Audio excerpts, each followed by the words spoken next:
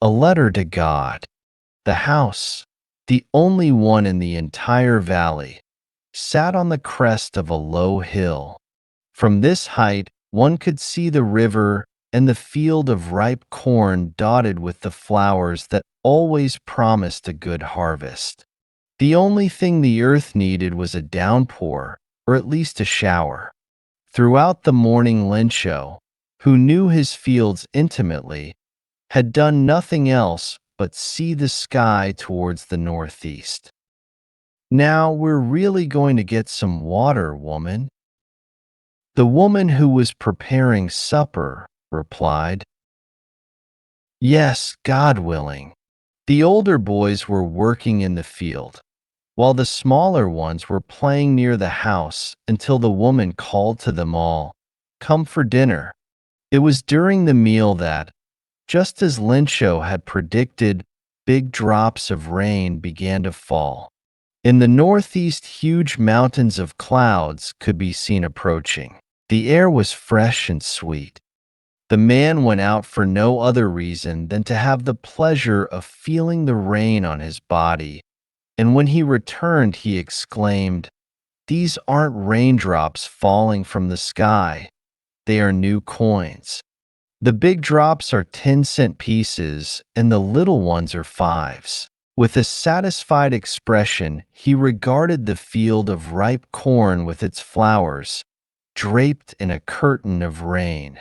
But suddenly a strong wind began to blow, and along with the rain, very large hailstones began to fall. These truly did resemble new silver coins. The boys, exposing themselves to the rain, ran out to collect the frozen pearls. "It's really getting bad now," exclaimed the man. "I hope it passes quickly." It did not pass quickly. For an hour the hail rained on the house, the garden, the hillside, the cornfield, on the whole valley. The field was white, as if covered with salt. Not a leaf remained on the trees. The corn was totally destroyed. The flowers were gone from the plants. Lencho's soul was filled with sadness.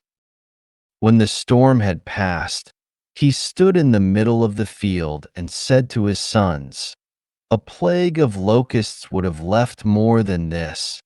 The hail has left nothing. This year we will have no corn." That night was a sorrowful one. All our work, for nothing. There's no one who can help us. We'll all go hungry this year. But in the hearts of all who lived in that solitary house in the middle of the valley, there was a single hope: help from God. Don't be so upset, even though this seems like a total loss. Remember, no one dies of hunger. That's what they say. No one dies of hunger. All through the night, Lencho thought only of his one hope: the help of God, whose eyes, as he had been instructed, see everything, even what is deep in one's conscience. Lencho was an ox of a man, working like an animal in the fields, but still he knew how to write. The following Sunday, at daybreak, he began to write a letter which he himself would carry to town and place in the mail. It was nothing less than a letter to God. "God," he wrote, "if you don't help me, my family and I will go hungry this year.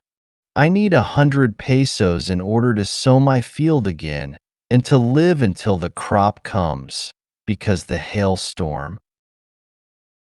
He wrote to God on the envelope, put the letter inside, and, still troubled, went to town. At the post office, he placed a stamp on the letter and dropped it into the mailbox.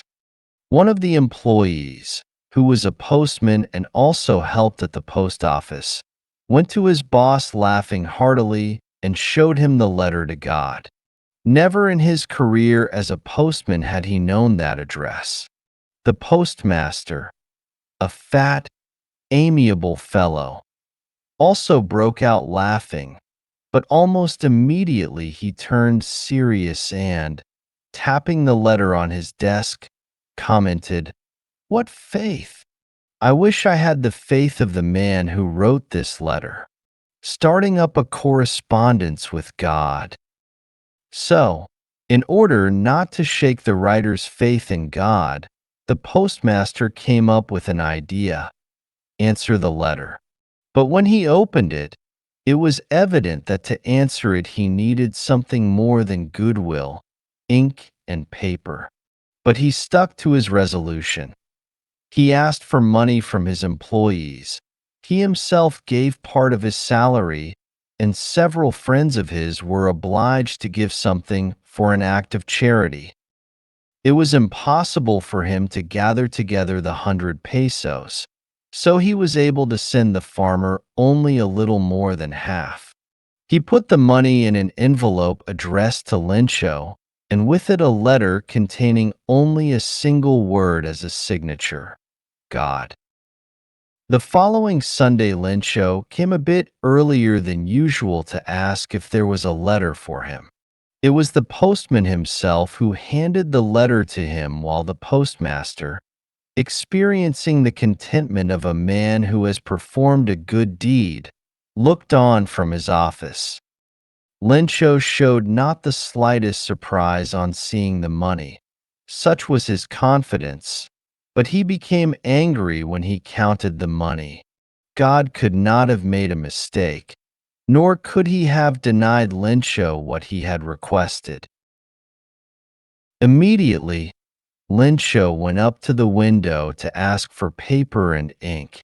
On the public writing table, he started to write, with much wrinkling of his brow, caused by the effort he had to make to express his ideas. When he finished, he went to the window to buy a stamp, which he licked and then affixed to the envelope with a blow of his fist. The moment the letter fell into the mailbox, the postmaster went to open it. It said, "God, of the money that I asked for, only 70 pesos reached me. Send me the rest, since I need it very much. But don't send it to me through the mail because the post office employees are a bunch of crooks." Lencho,